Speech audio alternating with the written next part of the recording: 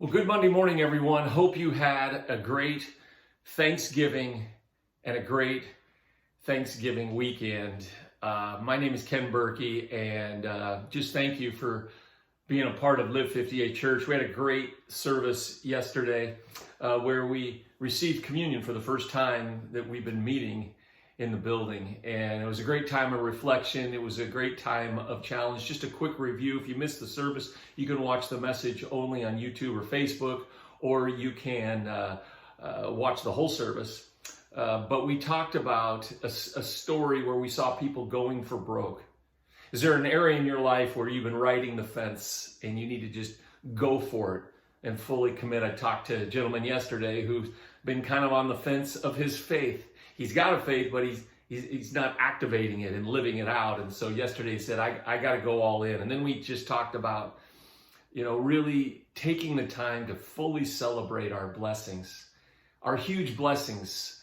Even in the midst of difficult times, we have blessings. And then to make sure we share our blessings with others. In this Christmas season, Live58 Church, we have committed ourselves to really pursuing and loving and taking care of and honoring the forgotten senior population of our area.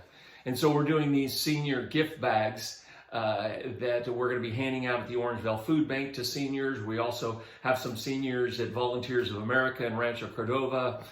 We just want to have a lot of these bags available. And if you would like to participate, a lot of people already are bringing the bags in.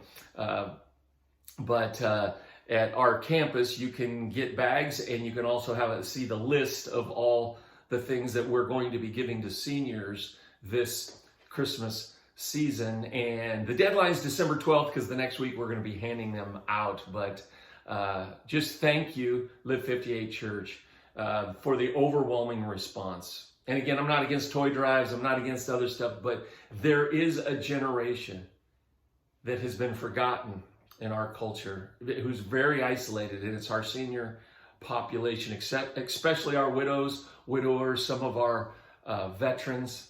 And so we're really committed to that. That is really our Christmas mission, is to allow as many seniors as possible to know they're not alone. Which brings me to this next week as we continue the series on hope, that if we are going to experience hope in this world, we can't do it alone.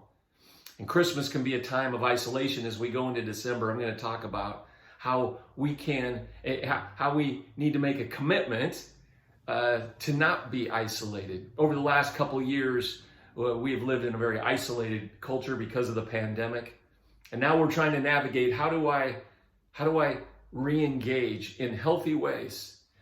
Because we can't do this life on our own. Jesus said the two most important things for a human being is to have two really important relationships, one with God and one with our neighbors and our friends. Love the Lord God with all your heart, mind, soul, and strength, and love your neighbor as yourself. When we engage and really make that a priority, everything else seems to fall into place. A lot of lonely people this time of year. Also, it's a very busy time of year. And with this busyness, we can forsake and ignore the most important things. What I love about us being able to gather in a building, and we love those of you who watch us online, and we hope it continues to be encouraging, but something about gathering together, the men's breakfast on Tuesday, the women's walking group on Thursday, is I don't want anyone to be alone. Mental health, depression rates have gone up. Mental health, people are struggling because of the isolation that has happened over the last year and a half. And one of the gifts of the church and the gift of God is that we don't have to be alone. So this Sunday, we're going to be really looking at how do we go deeper in our relationships with one another in healthy ways.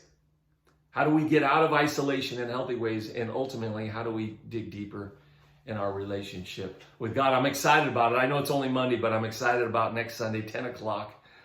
Whether you watch online or you come and gather with us. But thank you again as we enter into Advent and into this Christmas season, as we enter into December. One of our deep focuses is we're not going to do this alone, but we need to be in this together. So have a great week. Have an amazing, amazing week, and hope you join us this Sunday, either online or in person. God bless.